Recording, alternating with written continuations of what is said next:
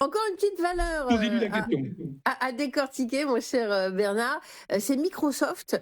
C'est vrai que les annonces d'investissement massifs dans l'IA, d'un côté, c'est un secteur en plein essor, et puis on sait qu'il y a des craintes hein, sur cette surévaluation, cette surconcentration dans l'IA, et ça nous donne une action à la bourse de Francfort. D'ailleurs, les titres Microsoft sont plutôt attaqués. Hein, quelle est votre analyse, vous, de Microsoft?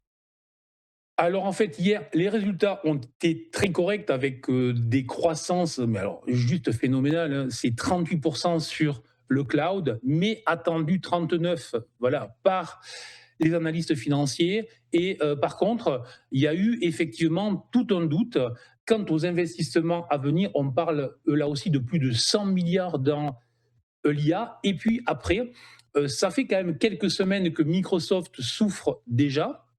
Et pourquoi? Parce que Google, Alphabet en bourse est en train potentiellement de prendre le lead sur l'intelligence artificielle avec Gemini, qui est en train très clairement de damer le pion à ChatGPT. Or, Microsoft a été le premier à investir dans OpenAI, donc ChatGPT. Désormais, je crois qu'ils détiennent 27% si je ne m'abuse. Et si effectivement il y a un doute sur la pérennité d'OpenAI, et certains commencent à le dire, c'est quand même une entreprise qui dépense beaucoup plus que ce qu'elle rentre en chiffre d'affaires, donc elle estime ses besoins en capitaux à des centaines de milliards dans les années à venir.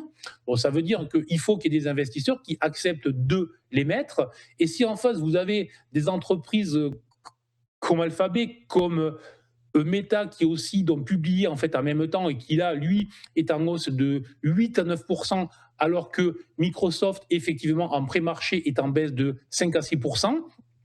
Ça veut dire que potentiellement, ce sont encore une fois les grosses valeurs qui vont tirer à nouveau l'innovation, et peut-être que Microsoft, en misant tout ou presque tout sur en fait OpenAI, a peut-être pas misé sur le bon cheval. Très clairement, il y a ce doute-là. Après, personnellement, lorsqu'on voit tout simplement, hein, je veux dire, je pense que la plupart des gens qui travaillent dans le monde sont plus ou moins prisonniers, entre guillemets, bien évidemment, de cette entreprise-là.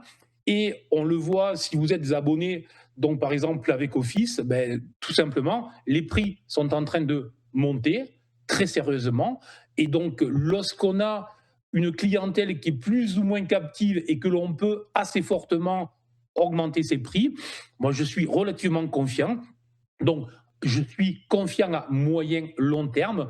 Peut-être qu'à court terme, les investisseurs vont continuer à être un peu méfiants. Maintenant, à titre personnel, je pense que tout repli sera l'occasion, peut-être sur une entrée sérieuse, donc peut-être 10 à 12% plus bas que les niveaux actuels, sera l'occasion de regarder pour ouvrir des premières positions pour ceux qui n'auraient pas encore ce titre en portefeuille, tout simplement.